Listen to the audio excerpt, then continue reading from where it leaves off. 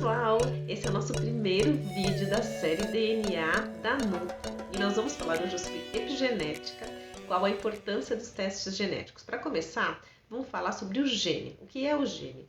É o local onde nós armazenamos, nós guardamos as nossas informações sobre as nossas características. O que eles fazem, os genes? Dar uma informação para que nós possamos produzir proteínas que vão ser utilizadas como enzimas, como secreções, como hormônios, como tecidos, algumas células imunológicas, algumas moléculas, entre outras. E todas essas substâncias, elas terão ações fisiológicas no nosso corpo e vão ser chamadas de metabólitos. Em algumas circunstâncias, esses genes eles podem sofrer alterações e que nós chamamos de mutações ou polimorfismos. Mutações são quando eles ocorrem em menos de 1% da população e polimorfismos são alterações que ocorrem em mais de 1% da população. Em 1942, Conrad Waddington utilizou pela primeira vez a expressão epigenética. Atualmente, a epigenética é o estudo das alterações nas funções dos genes sem mudanças na sequência do DNA. Ou seja, a epigenética ela é o estudo dos fenótipos. Então, nós temos um DNA, o nosso DNA, que é o nosso código genético, ele não muda, porém, dependendo das ações que nós fazemos, das ações ambientais que nós temos, do ambiente que nos envolve, nós podemos sim modificar a expressão desses genes. Essa ciência é chamada de epigenética. Essas alterações, elas podem ocorrer por meio principalmente de 3 mecanismos.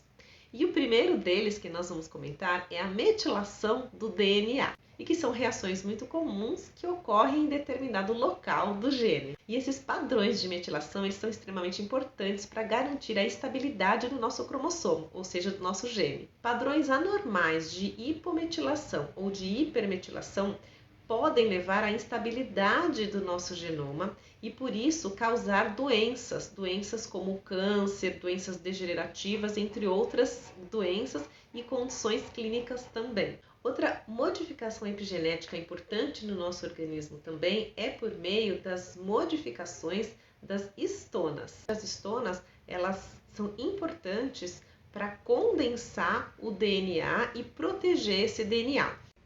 O processo de acetilação das histonas, por exemplo, é um processo epigenético extremamente comum e muito importante na ativação e inativação de genes e, portanto, na estabilidade no nosso genoma. Uma terceira via importante epigenética são os RNAs não codificantes.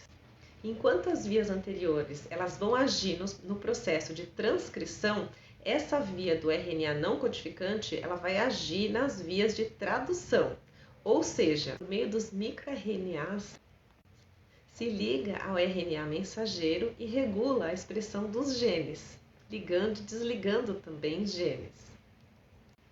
E podendo impedir o processo de tradução, que é quando a gente vai fazer aquela proteína, vai virar uma enzima, uma secreção ou alguma outra molécula. Embora a gente saiba que o câncer é uma doença genética, a epigenética ela tem um papel bem importante na formação de cânceres. Nós sabemos que aproximadamente 50% dos cânceres eles têm mutações em proteínas de cromatina, por exemplo. Então, estão relacionados a fatores epigenéticos. Muitas vezes, as células malignas elas têm alterações no padrão de metilação e que, na maioria das vezes, eles são causados por fatores não genéticos. Há fatores nutricionais, há fatores hormonais, há fatores do microambiente, muitas vezes até do microambiente tumoral, fatores, por exemplo, como o envelhecimento, entre outros fatores.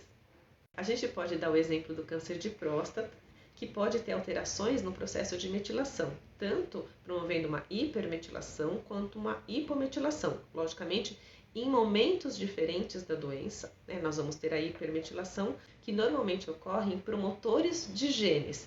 Então, vai acontecer o quê? Vai acontecer uma supressão de alguns genes. No caso, a gente bem conhecido é o gene supressor de tumor, que é um gene de proteção, está relacionado ao controle do ciclo celular, à apoptose, a uma ação hormonal também, o controle de ações hormonais. E por isso a supressão desse gene ela é negativa, então ela vai levar um maior risco, uma maior chance de desenvolvimento do câncer. Como o processo de hipermetilação ele está associado à redução da expressão de um gene, essa alteração vai inativar um gene importante no controle da proliferação celular, no controle do desenvolvimento do câncer de próstata.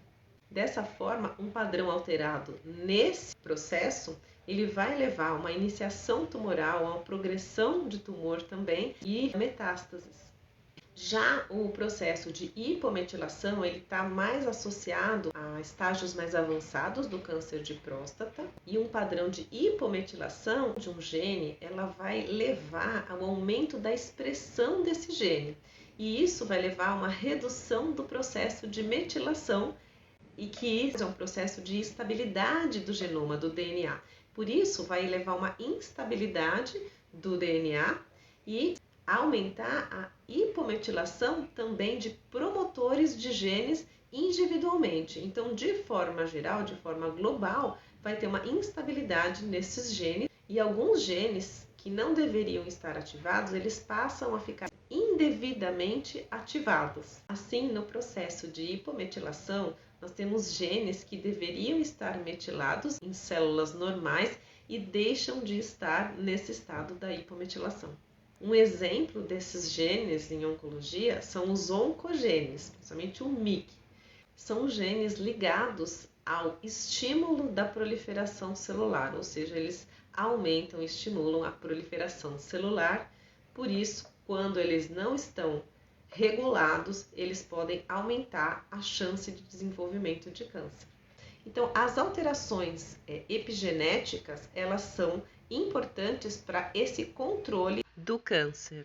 No DNA da Nutri de hoje foi isso e espero vocês na próxima.